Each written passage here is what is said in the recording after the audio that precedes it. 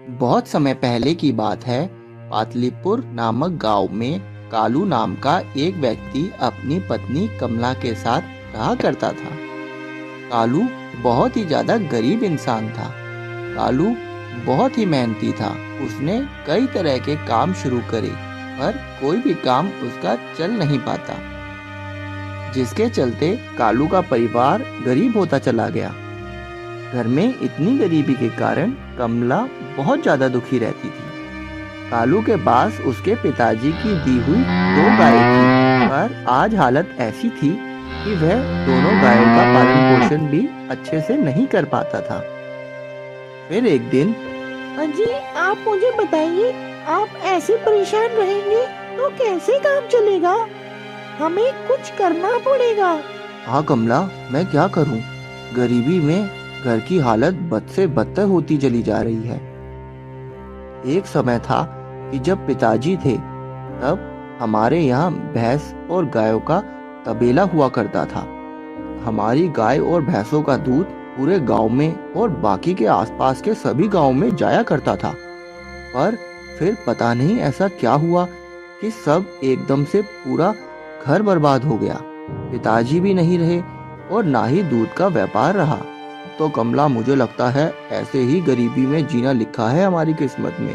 हे भोलेनाथ, तू कब इस गरीबी से दूर करेगा मुझे, और कब मेरी किस्मत पलटेगी? अरे तू क्या सोच रही है कमला?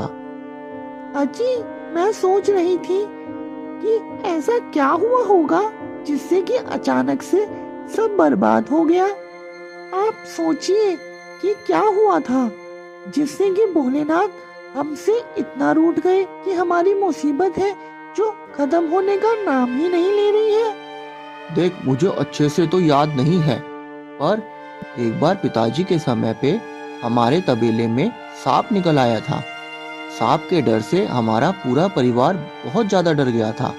सांप को देखते ही पिताजी ने सांप को मारने के लिए लाठी उठा ली थी, पर माँ ने पिताजी को बहुत ज्यादा समझाया कि सांप को ना मारे, पर पिताजी ने माँ की एक नहीं सुनी और उस सांप को वहीं तबेले में ही मार दिया। तब से ही पिताजी की तबीयत बहुत ज्यादा खराब रहने लगी और हमारे दूध का व्यापार भी कम ही होता चला गया।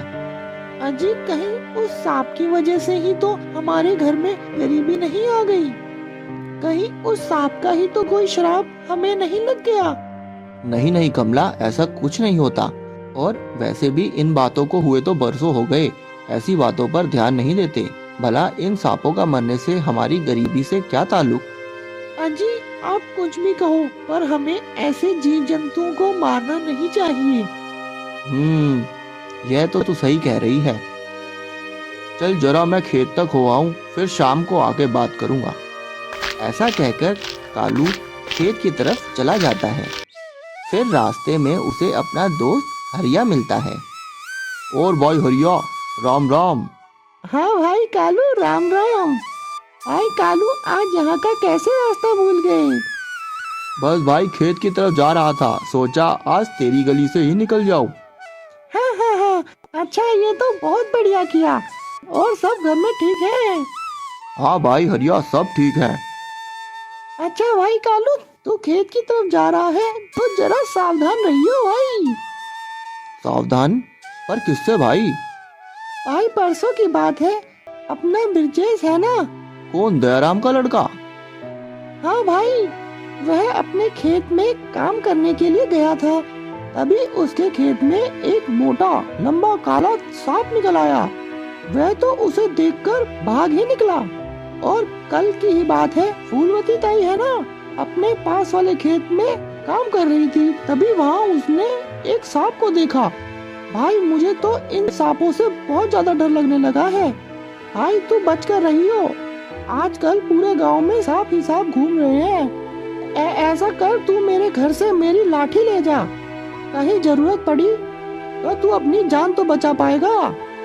अरे अरे नहीं भाई हरिया, मुझे लाठी वाठी की कोई जरूरत नहीं है, और वैसे भी मुझे इन सांपों से डर नहीं लगता। ऐसा कहकर कालू खेत की तरफ चल पड़ता है। फिर दोपहर में कालू अपने खेत से काम करके घर वापस लौट आता है। अजी आप आ गए, देखिए, बहुत देर से हमारी गाय बोली ही जा रही है। पता नहीं क्या हुआ उसे। जरा जाकर देखकर तो आइए तबेले में। फिर कालू और कमला भैंस के तबेले में जाकर देखते हैं तो वहां जाकर कालू और कमला जो देखते हैं उनसे उनके होश ही उड़ जाते हैं। तबेले में उनकी आंखों के सामने एक मोटा लंबा काला सांप फन लगाए बैठा होता है, जिसे देखकर कमला और कालू बहुत ज्यादा डर जाते हैं। जी जी जी जी, सांप सांप सांप। अरे कमला, ये जा जा जा, जा जल्दी घर में जाकर फटाफट मेरी लाठी लेकर आ। मैं इस सांप को अभी मार डालूंगा, नहीं तो यह घर में घुस गया तो लेने के देने पड़ जाएंगे। जा जा जा जल्दी जा और लाठी लेकर आ। तभी कमला फौरन घर की तरफ जाने ही लगती है। तभी कमला को कालू की वह बात याद आ जाती है कि कैसे उसके पिताजी ने पहले एक सांप को मारा था। अजी, ये क्या कह रहे हैं आप? आप फिर से वही गलती दोबारा दोहरा रहे हो जो गलती हमारे बाबूजी ने की थी। क्या? अरे क्या कह रही है तू? हाँ जी, आपको याद नहीं कि इसी जगह पर पहले भी बाबूजी ने एक सांप को मारा था? क्या पता ये उसी सांप की नागिन हो जो अपने पति को ढूंढते ढूंढते यहाँ आई हो। हाँ हाँ कमला, शायद तू सही कह रही है। हाँ जी, हमें तो इस नागिन से माफी मांगनी चाहिए। शायद इसी की वजह से आज हमारे घर में इतनी ज्यादा गरीबी आ गई हो। ऐसा सोचकर कालू तुरंत जाकर घर से नागिन के लिए दूध ले आता है और उसके सामने रख देता है। हे नाग देवता, जाने अनजाने में मेरे परिवार से या हमारे पूर्वजों से कुछ ऐसी भूल हो गई हो तो हमें माफ कर दीजिए। हमारा कोई भी ऐसा इरादा नहीं था जिससे कि आपको कोई तकलीफ हो। हमें माफ कर दीजिए। जय भोलेनाथ की। कालू के ऐसे बोलते ही वह सांप एक सुंदर नागिन के रूप में बदल जाता है। यह देखकर कालू और कमला हैरान हो जाते हैं। मैं तुम्हारी भक्ति और करुणा देखकर बहुत खुश हुई हूँ। हाँ, तुम्हारे पिताजी ने मेरे पति को यहीं मार दिया था, जिससे कि कारण मैंने अपनी दिव्य शक्तियों से इस पूरे परिवार को गरीबी में मारने की कसम खाई थी। पर आज तुम दोनों पति पत्नी को देखकर मैं अपनी कसम वापस लेती हूँ और यह वरदान देती हूँ कि आज से तुम्हारी गरीबी हमेशा हमेशा के लिए दूर हो जाएगी और तुम्हारा दूध का व्यापार फिर से चलने लगेगा। ऐसा कहकर नागिन वहाँ से गायब हो जाती है। फिर उस दिन से ही कालू और कमला का जीवन सुख में बीतने लगता है। उनका दूध का व्यापार फिर से लौट आता है और वह दोनों खुशी खुशी रहने लगते हैं। एक समय की बात है, खलीलपुर नामक गांव में बिरजू नाम का एक व्यक्ति रहा करता था। उसका गांव में ही सेब का व्यापार था। बिरजू का सेब का व्यापार बहुत ही ज़्यादा अच्छा चल रहा था। गांव के सभी लोग बिरजू को बहुत ही ज़्यादा धनवान व्यक्ति मानते थे। बिरजू पैसों के मामले में बहुत ही ज़्यादा कंजूस था। वह सेब के व्यापार से जो कुछ भी कमाता वह सब पैसा ब्याज पर लोगों को दे देता था और बहुत अधिक ब्याज वसूल करता। उसकी इस आदत की वजह से गांव के लोग बहुत ही ज़्यादा दुखी थे। फिर एक दिन, क्यों बे शामू, जब तेरी औकात ही नहीं थी पैसा लौटाने की तो तूने क्यों मुझसे पैसे उधार लिए? मालिक, इस महीने बहुत तंगी है। मैं अगले महीने आपके ब्याज के पैसे चुका दूंगा, थोड़ी दया कर दीजिए। अबे, तुम जैसों पर दया करते करते देख मैंने अपना कितना नुकसान कर लिया। चल भाग यहाँ से, नहीं तो तेरे ब्याज की राशि मैं बढ़ा दूंगा। और हाँ, अगले महीने अगर तू अगले महीने भी पैसे चुका नहीं पाया तो मैं तेरे सारे खेत अपने नाम करा लूंगा। फिर रोते रहना। हा हा हा। फिर कुछ दिन बाद कालिया बिरजू के पास आता है। कालिया उस गांव में ही गोलगप्पे का ठेला लगाया करता था। और भाई कालिया, कैसा है तू और तेरे गोलगप्पों का काम कैसा चल रहा है? क्या बताऊं भाई, कुछ महीने से काम थोड़ा मंदा चल रहा है और ऊपर से गांव में माँ की तबीयत भी बहुत ज़्यादा खराब है। बिरजू भाई, कुछ पैसे मिल जाते तो मेरी मदद हो जाती। हाँ हाँ कालिया भाई, पैसे तो मैं दे दूंगा। हम आखिर यहाँ बैठे ही क्यों हैं? लोगों की मदद करने के लिए ही ना। पर कालिया भाई, पैसे ब्याज पर मिलेंगे। पर भाई तुम तो ब्याज भी बहुत ही ज्यादा लेते हो। हाँ तो तुझे क्या लगा मैं पैसे फ्री में देता हूँ? ब्याज पर पैसे लेने हैं तो बात कर, वरना तू अपने रास्ते और मैं अपने रास्ते। ऐसा कहकर बिरजू कालिया की बेइज्जती कर देता है और उसे वहां से भगा देता है।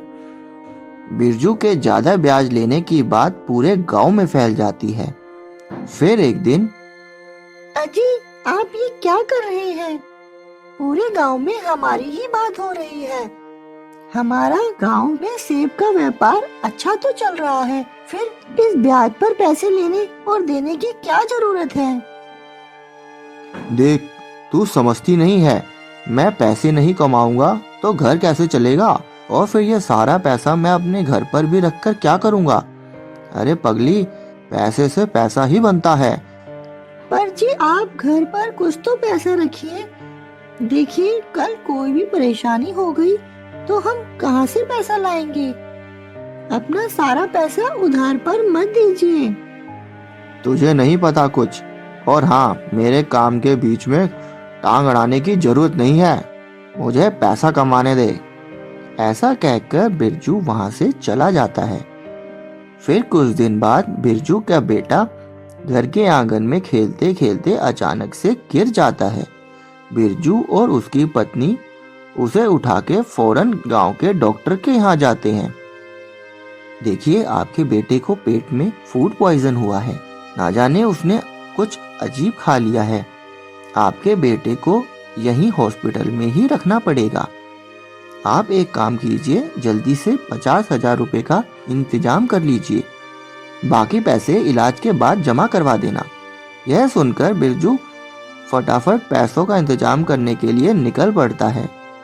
शामू भाई, जो मैंने तुम्हें उधार पर पैसे दिए थे भाई, वो पैसे मुझे वापस चाहिए, अभी की अभी।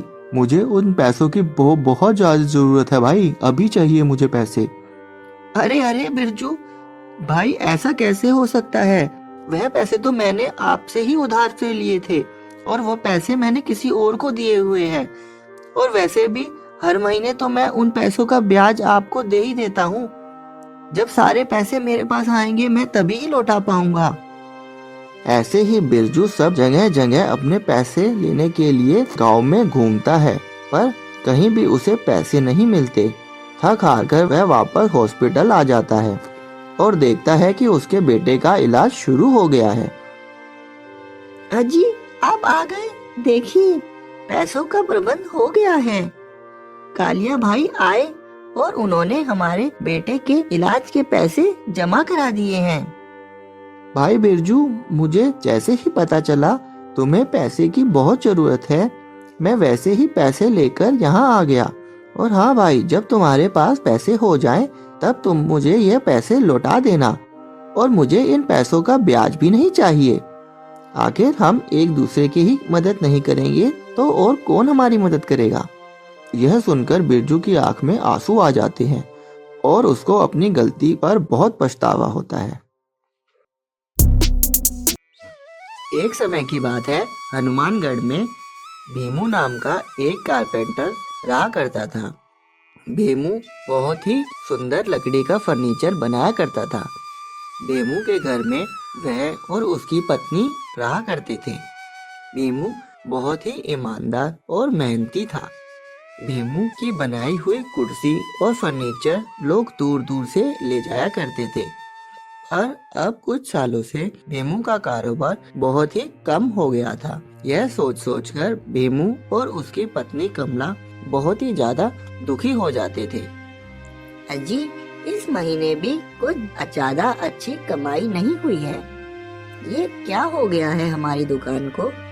पिछले कुछ सालों से कमाई धीरे धीरे घटती ही जा रही है। ऐसा कैसे काम चलेगा? हाँ, यही मैं सोच रहा हूँ कमला, पर क्या करूँ? कुछ अच्छा ऑर्डर आता ही नहीं। ऐसे तो कभी न कभी दुकान बंद ही करनी पड़ेगी। नहीं जी, आप शुभ शुभ बोलिए। ऐसा क्यों बोल रहे हो? देख लेना, हमारी दुकान फिर से चल पड़ेगी। हाँ, उम्मीद तो मुझे भी है कमला, पर तू चिंता मत कर, मैं कुछ ना कुछ करता हूँ। हाँ जी, मुझे तो लगता है हमारी दुकान को किसी न किसी की नजर लग गई है।